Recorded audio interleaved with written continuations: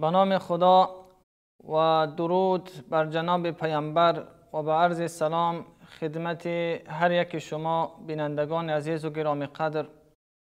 الله مهربان را سپاسگزارم که باز هم توانستیم این ساعتها در خدمت شما باشیم و آن سلسله برنامه هایی که قبلا داشتیم که اطراف نعمت های جنت و اطراف سرزمین جنت، سرزمین شادی، انشاءالله دوام خواهیم داد.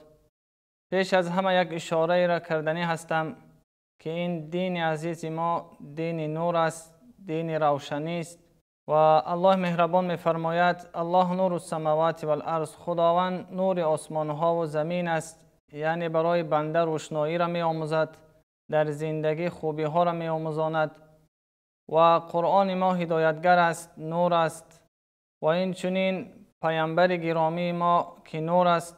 الله جل جلاله در وصف پیامبر گرامی اسلام می‌فرماید و داعیا الی الله باذنه و سراجا منیرا، پیامبر را دعوتگر و هدایتگر به سوی بندگانش خداوند فرستاده است و سراجا منیرا و نور آفریده است پیامبر را، در حالی که آفریدگار ما الله جل جلاله نور است و قرآن ما هدایتگر و نور است و پیامبر گرامی اسلام ما هدایتگر و نور است. همه این روشنی هاست، چرا ما انتخاب کنیم کدام تاریکی و کدام ضلالت را؟ به این خاطر اگر ما خواهان آن هستیم که جنت خداوند و فردوس را صاحب شویم، جنت الفردوس را، باید با این نور، با این روشنایی زندگی کنیم و یک چند ساعت، یک چند دقایق خود را قرار بدهیم در اطراف جنت. زمانی که قیامت برپا می شود و اهل جنت و اهل جهنم معین می گردند، آنجا خداوند از احوال اهل جنت خبر می کند. زمانی که اهل جنت نزد درهای جنت می آیند و بر همگی معلوم است که جنت 8 در دارد، 8 جنت داریم و اونجا زمان پیامبر صلی الله علیه و سلم خود می آیند و در جنت را می کوبند و سردار جنت که رضوان نام دارد، ملائکه، پرسان می شود که من طارق کی است که در جنت را می کوبد؟ رسول الله صلی الله علیه و سلم با یک تواضع جواب می دهند که انا محمد.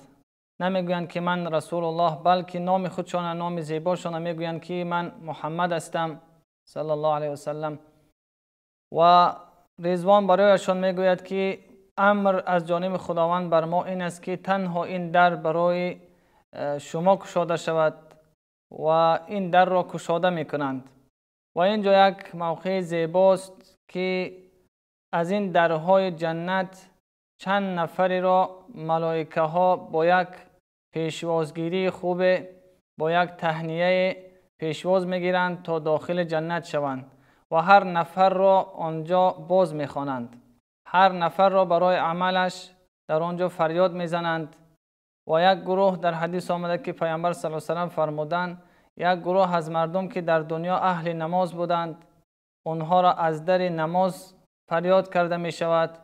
یک گروه دیگری که اهل روزه بودند که این در ریان نام دارد، از در ریان فریاد کرده می شود و یک گروه دیگر که شهید در راه خدا بودند، از آنجا فریاد کرده می شود از این در و یک گروه دیگر که در مردمی هستند که صدقه کردند، مالهای خود را در راه الله انفاق کردند، از این در صدقه فریاد کرده می شود.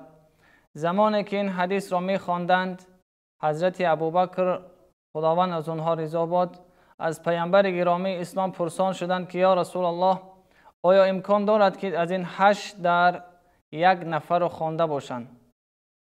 و پیامبر صلی الله علیه و سلم گفتند که من گمان دارم، یعنی بشارت می دهم که ابوبکر تو از همین نفر هستی که از 8 در جنت خوانده می شوی. پس اگر نفری که از ما خواهان آن باشد که از 8 در جنت داخل شود و فریاد خوانده شود، باید که همچون حضرت ابوبکروار زندگی کند، چی در نماز و چی در صدقه و چی در انفاق همتای حضرت ابوبکر شود تا اینکه خداوند او را نصیب کند که از 8 در جنت او را خوانده باشند. و این دانسته باشیم که بزرگی دیگر بزرگی جنت که هر یک دری که در جنت قرار دارد مسافه از یک در تا در دیگر 40 ساله راه است. حتی هم که معلوم نیست که این راه رفتن ملائکه ها باشد یا رفتن انسان ها. یعنی این بزرگی را نشان می‌دهد که چقدر جنت بزرگ است و چقدر نعمت های در آنجا فراوان است. و زمانی که در را باز کرده می شود و مردم را به سوی جنت خوانده می شود و ملائکه ها یک پیشنهاد، یک بشارت عجیبی دارند که می خوانند مردم را به سوی جنت.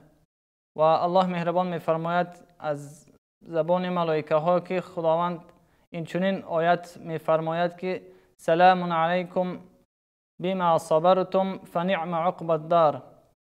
صدق الله العظیم. خداوند بر ملائکه ها بر سوی مردم این چنین یک سخن زیبا میگویند، این چنین خواندن دارند به سوی جنت که سلام بر شما ای کسانی که در دنیا صبر کردید، در این روزهای سخت صبر کردید، نماز خود را گذاشتید، در روزهای سرد نماز خود را گذاشتید، روزه خود را گرفتید که در گرمی های بود و در حالت های سختی که وجود داشت و عمل های نیک کردید و تهجد خواندید. امروز جایی هست که خداوند جنت رو برای شما هدیه میکند با اون صبر و با اون طاعت و با اون عملی که در دنیا کرده بودید. این یک موقع است که خداوند با همگی من و شما نصیب کرده باشد تا این که در جنت جاودان از جانب ملائکه ها دعوت شده باشیم و داخل جنت شده باشیم. دیگر نعمتی که در جنت قرار دارد، خداوند یک نعمت زیبایی را برای بنده ها هدیه ساخته است. این باشد همه نفرهایی که جنت داخل می شوند در یک سال قرار دارند. یک روایت که 30 ساله هستند، روایت دیگر که 33 ساله هستند با عمری که حضرت عیسی علیه السلام داشتند. و پدر، پسر و چند نفر همگی یک جا می شوند در جنت و همه بر یک سال هستند. و اونجا قصرهای زیبای دیگر است. زمانی که داخل می شوند و ملائکه ها آنها را می خوانند و بسیار هم یک پیشواز زیبا می گیرند. وقتی داخل جنت که شدند، قصرهای در انتظار آنها هستند.